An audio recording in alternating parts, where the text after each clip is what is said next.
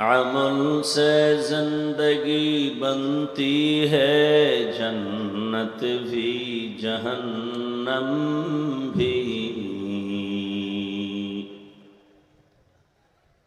عمل سے زندگی بنتی ہے،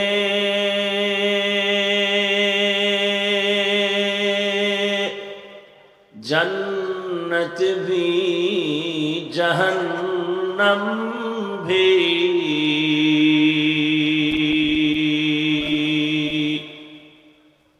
یہ خاک اپنی فطرت میں نہ نوری ہے نہ ناری، یہ خاک اپنے فطرت میں نہ نوری ہے نہ ناری۔ توحید کے امانات سینوں میں ہے ہمارا،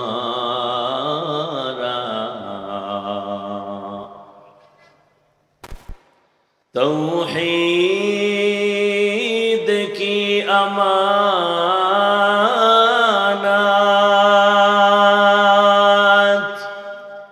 سینوں میں ہے ہمارا،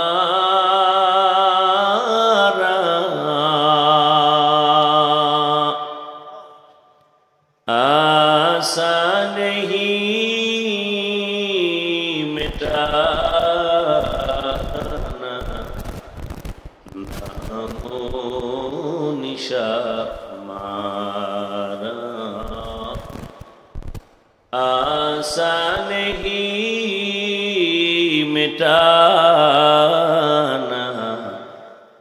نام و نشان ہمارا۔ محمد نے آ کر کفر کا مٹایا،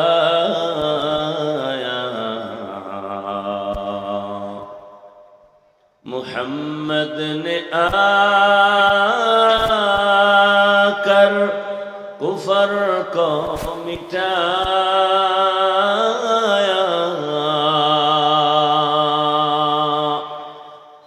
کفر کو مٹا کر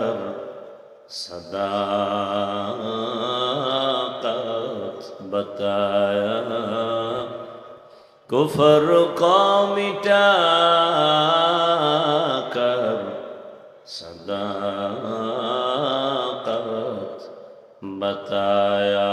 لا الہ الا اللہ، لا الہ الا اللہ، لا الہ الا اللہ۔ بذکر شہر چبینی در خروش است، ولیدانا دری معنی کے گوش است۔ نہ بلبل برغلش تسبیح خالص، کہ ہر کھارے بتسبیحش زبانست۔ ذکر حق آمد غذائی روح را، مرحم آمد عید لے مجروح را۔ দিল থেকে কথা বলবেন, মুখ রোচক না। আপনারা কি চান আপনাদেরকে যেখানে যাবেন সেখানে আপনাদের সবাইকে সম্মান করবে? সবাই চান না? তাহলে আল্লাহর কসম করে বলে গেলাম, আপনি মানেন আর না মানেন, বলে গেলাম, যেখানে যাবেন সেখানে আপনার সর্বোচ্চ সম্মান আল্লাহ দিবেন। একটা তাবিজ আপনি ব্যবহার করবেন, আর সে তাবিজ হলো দরুদ শরীফ। আল্লাহর জাতের কসম, আপনি দরুদকে নিজের আপন পুঁজি বানায় না। এবং বেশি উত্তম যেটা নামাজে পড়ি, দরুদ ইব্রাহিমি। ওলামায়ে কেরাম লিখেছেন কমপক্ষে 300 বার দরুদ পড়ো প্রতিদিন, শর্ত 2টা। খুব নির্জনে বসে পড়ো, ধ্যান ও খেয়ালের সাথে, পবিত্র অবস্থায়, নাপাক অবস্থায় না। পড়ে পবিত্র অবস্থায় কেবলার দিকে চেহারাটা ঘুরায় বিছানায় ঘুমিয়ে পড়ো, ঘুমের মধ্যে রসুলের সাথে মোলাকাত হয়ে যাবে। তবে এখানে একটা কথা আপনাদের মনে রাখতে হবে, কোনো বেনামাজির সাথে রসুলের মোলাকাত হবে না, কোনো সুদখোর ঘুষখোরের সাথে রসুলের মোলাকাত হবে না, রসুলের সুন্নত জবাই করনেওয়ালার সাথে রসুলের মোলাকাত হবে না। আল্লাহ বুঝার তৌফিক দান করেন। তাহলে প্রতিদিন কতবার দরুদ শরীফ ইনশাল্লাহ নিয়ত করা যায়? সময় থাকলে নামাজেরটা না হয় এই ছোট অংশ সাল্লাল্লাহু আলাইহি ওয়া আলিহি। আমাকে কি কিছু কথা বলতে সুযোগ দিবেন না ডিস্টার্ব করবেন? উঠা বসা করিয়েন না, এগুলি আমি পছন্দ করি না। কারণ খুব দিল খুইলা বয়ান করি তো, ভিন্ন কোনো নিয়ত, এখানে বসার পরে নিয়ত সব অন্যরকম হয়ে যায়। প্রত্যেকটা মানুষের পায়ে হাত দিয়া ধরার মতো মানসিক অবস্থা নিয়ে এখানে বসি, যে কেউ যদি বলে আমার পাও ধরলে আমি আর নামাজ ছাড়বো না, আমি নিচে এসে পাও ধরব, এতটুকু চূড়ান্ত ভালোবাসা অন্তরে নিয়ে বয়ানে বসি। একটা লোক উঠে গেলে টোটাল বয়ানটাকে ডিস্টার্ব করে ফেলল। আমরা তো ছোট থেকে যাদেরকে দেখে বয়ান শিখছি, যাদের লাথি খেয়ে এখানে আসছি, থাপ্পড় খেয়ে এখানে আসছি, এদের বয়ান ছিল গলা কাটা মুরগির মতো, মানুষ চিল্লাইতো আর কান্ত মাঠের ভেতর। সেখানে আবার পান খাবেন কেন, চা টানবেন কেন? এটা তো মজলিসের আদব না, এটা কোরআনের বয়ান চলে, অন্য কোনো বয়ান না। এই বয়ান বন্ধ করে আমাকে বক্তাকে স্লোগান দেওয়া জায়েজ নেই। অনেক জায়গায় দেখি বয়ান বন্ধ করে স্লোগান দেয় বক্তার আগমনে, হারাম, জায়েজ নাই। আর বাংলাদেশে সবই জায়েজ। কোন হুজুরের ফতুয়া কেউ কানে দেয় না, যে যেটা মানবে, যে যেটা যেভাবে চলবে, এটাই ইসলাম। আল্লাহ হেদায়েত দান করবে। উলামায়ে হযরত আলোচনা রেখেছেন, আপনারাও ধৈর্যের সাথে আলোচনা শুনছেন। আল্লাহ পাক সবাইকে উলামায়ে কেরামের কথাগুলো সহি তরিকায় আমল করার তৌফিক দান করেন। উলামায়ে কেরামের ইজ্জতকে আল্লাহ বেশি বেশি বাড়ায় দেন। আসতে বললেন কেন? অন্যের জন্য দোয়া করতে খুব কষ্ট লাগে না? অথচ রসুল কি বলেন? এখানে বসে আমি দোয়া করলাম, আল্লাহ কুড়িগ্রামের সব মানুষকে মাফ করে দাও। নবী বলেন একজন ফেরেশতা আমার পেছনে আসবেন, আল্লাহ পাঠাবেন। আল্লাহ জানেন, তারপর বলবেন, এই হাফিজুর রহমান কার জন্য দোয়া করলো? কয় কুড়িগ্রামের সব মানুষকে মাপ চাইলো, মাফ করার দোয়া করলো। কয় নিজের জন্য? কয় না, বলে নাই। আল্লাহ বলেন সাক্ষী থাক, আমি সবাইকে মাফ করার আগে ওকে মাফ করে দিলাম। কাগজ কলম লইয়া বন, মোবাইল ছাড়েন আর লেখেন, ছোট ছোট কথা লেখেন, এগুলি ভুলে যাবেন না, আজীবন মনে রাখবেন। অন্যের জন্য যদি কলিজা দিয়া দোয়া করেন, সেই দোয়াটা আপনার জন্য আগে কবুল হবে, তারপরে তারটা কবুল হবে। কিন্তু আমরা অন্যের জন্য দোয়া করতে আগ্রহী না। অন্যের জন্য দোয়া করলে আপনার জন্য আগে কবুল হবে। আল্লাহ বুঝার তৌফিক দান করেন। ওলামায়ে কেরামের ইজ্জত আল্লাহ বাড়ায় দেন।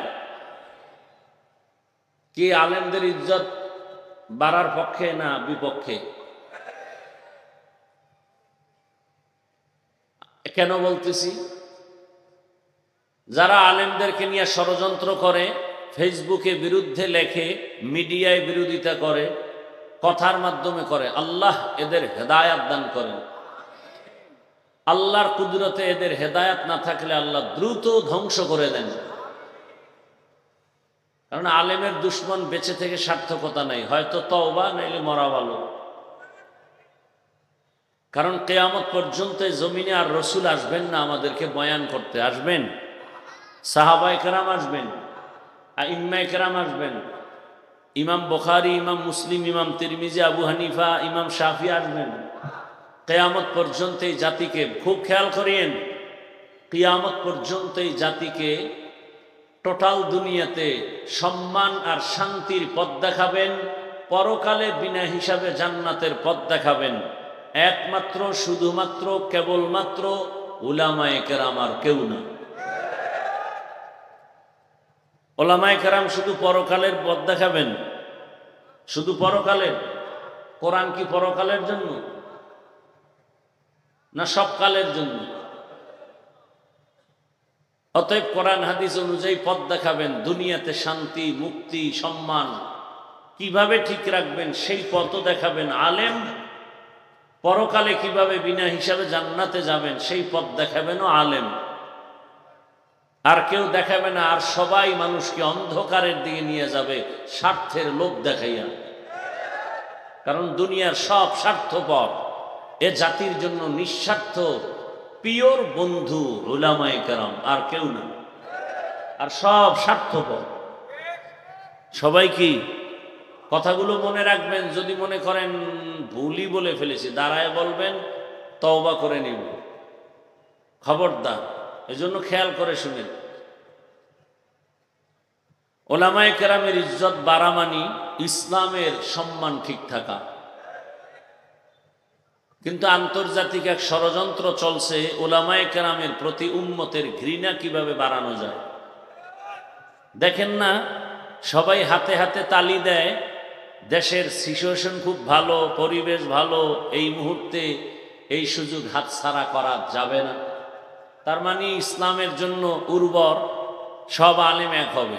কিন্তু আপনারা জেনে রাখেন, কোটি কোটি কোটি কোটি কোটি টাকা ব্যয় করা হচ্ছে আলেমদেরকে আলাদা রাখার জন্য।